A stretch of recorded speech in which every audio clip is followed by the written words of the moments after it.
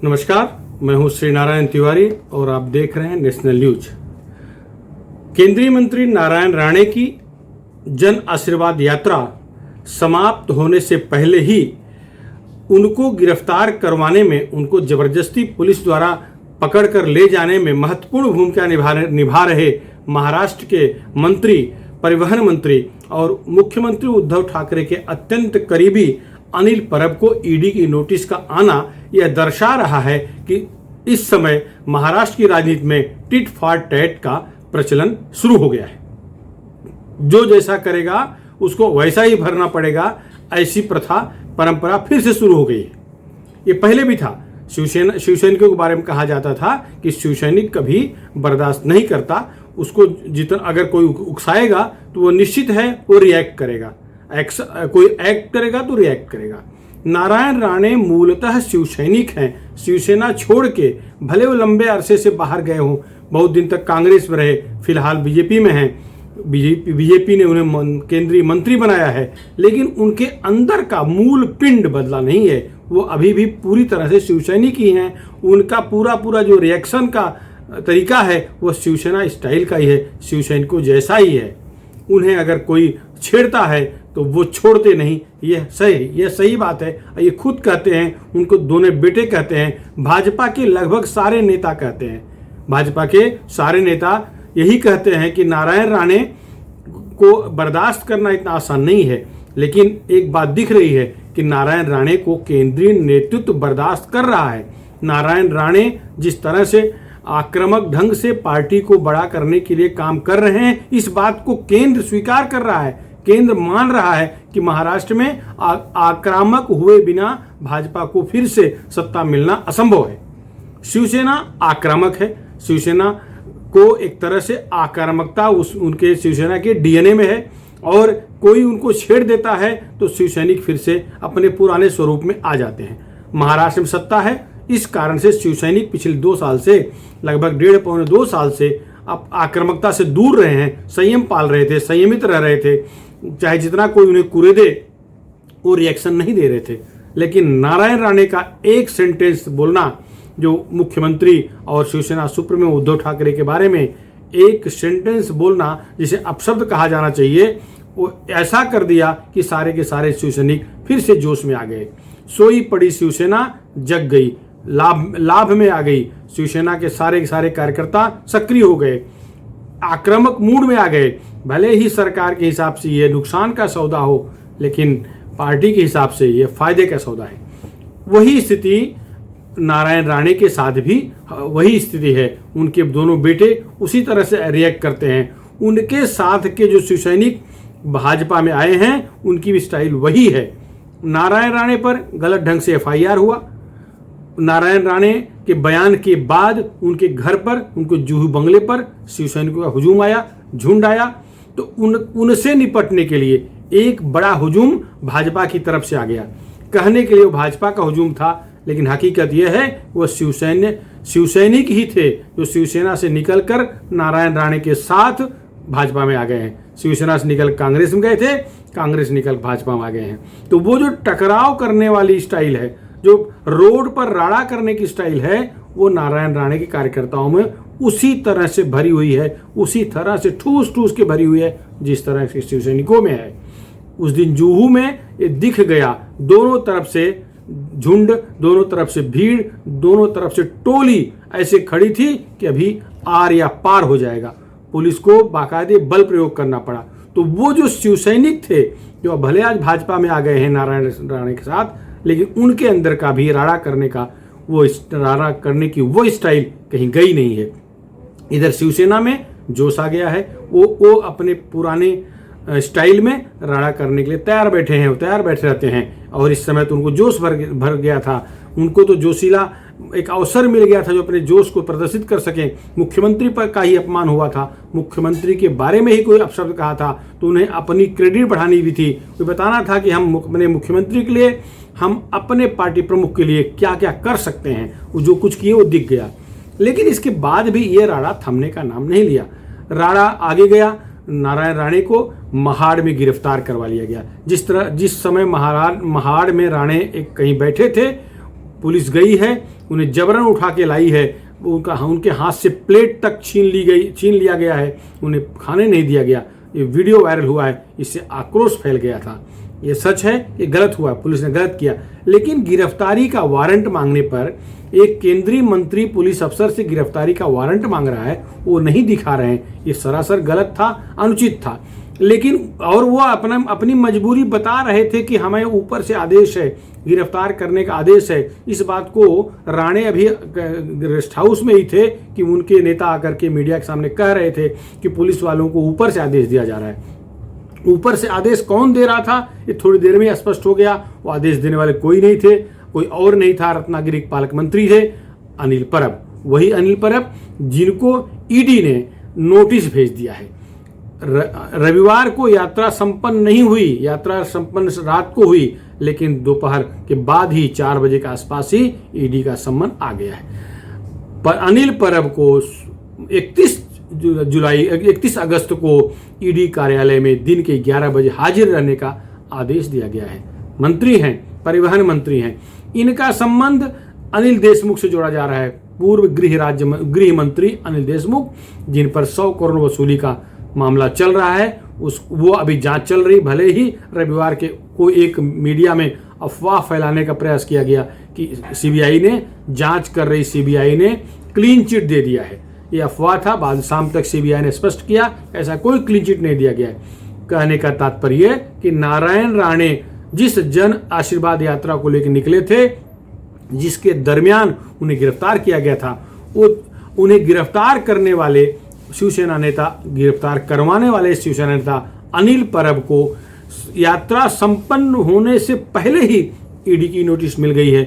केंद्र सरकार सक्रिय हो गई, अर्थात नारायण राणे के साथ पूरी केंद्र सरकार वैसे ही है जैसे कि बाप को अपने बेटे के साथ रहना चाहिए। नरेंद्र मोदी की सरकार में, प्रधानमंत्री नरेंद्र मोदी की सरकार में नारायण राणे मंत्री हैं। मंत्रिमंडल विस्तार के दिन 1 नंबर प्रथम स्थान पर इन्हें मंत्रिमंडल में शपथ ग्रहण करवाया गया था। तो केंद्र सरकार अपने उस 1 नंबर के मंत्री के साथ उसी तरह से खड़ी है जिस तरह से खड़ा रहना चाहिए। गिरफ्तारी के दौरान ही केंद्रीय गृह मंत्री का फोन आना, बताया जाता है कि प्रधानमंत्री द्वारा हालचाल पूछा जाना, और पार्टी अध्यक्ष जेपी नड्डा सीधे संवाद स्थापित करके हालचाल पूछना और लगे रहो कहना। फिर रक्षा मंत्री का फोन आना, कार्यक्रम के दौरान फोन आना, जो कि वायरल चल रहा है, ऑनलाइन दिख रहा था, वायरल हो चुका है ये वीडियो।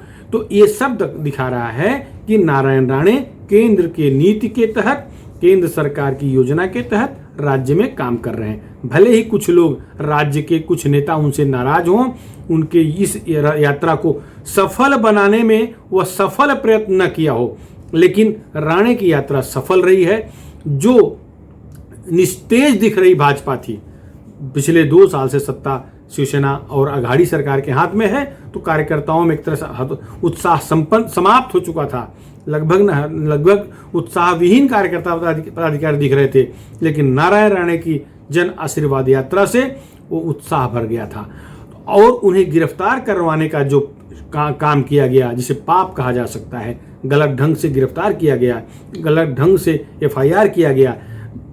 अगर छोटी गलती है तो छोटी गलती का छोटा अपराध होना चाहिए था, उसके लिए इतना बड़ा बवाल करने की आवश्यकता नहीं थी, लेकिन किया गया। तो केंद्र सरकार ने भी वह काम कर दिया जो नारायण राणे के साथ रहकर करते हुए दिखाना आवश्यक था। राणे का मनोबल नहीं तो गिर जाता, यदि केंद्र सरकार कुछ न करती तो राणे का मनोबल गिर जाता। अनिल परब बड़े लंबे समय से सीबीआई, ईडी, क्राइम ब्रांच आदि के राडार पर हैं।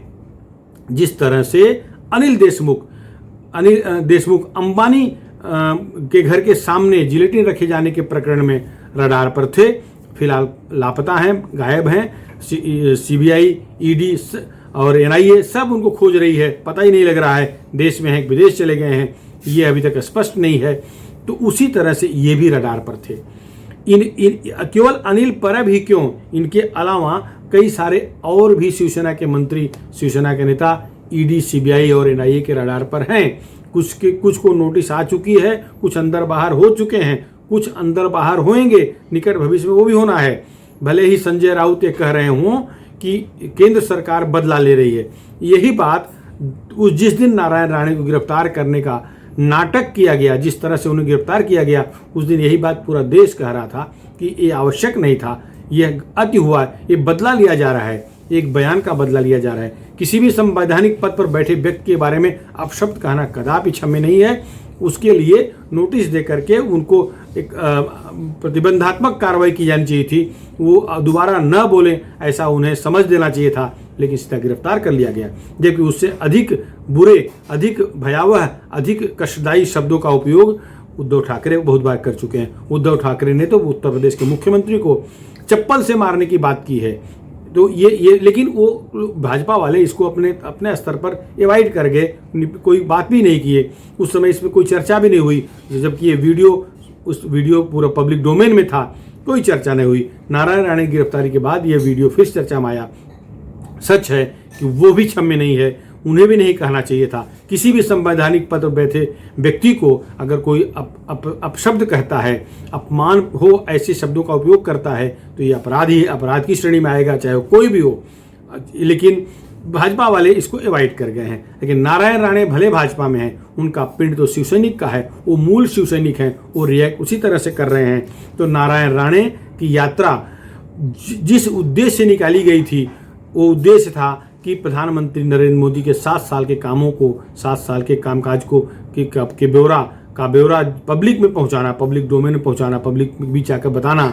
वह तो भले पूरा हुआ हो न पूरा हुआ हो, लेकिन नारायण राणे ने सोई भाजपा को जरूर जगा दिया है। अब देखिए, राज्य में 4 और मंत्री, माने कुल 4 मंत्री के, भाजपा के 4 मंत्रियों की जन आशीर्वाद यात्रा चल रही है। लेकिन किसी को पता लगा? कोई आप लोग नाम तक जान रहे हैं कि नहीं, इसमें भी संदेह है।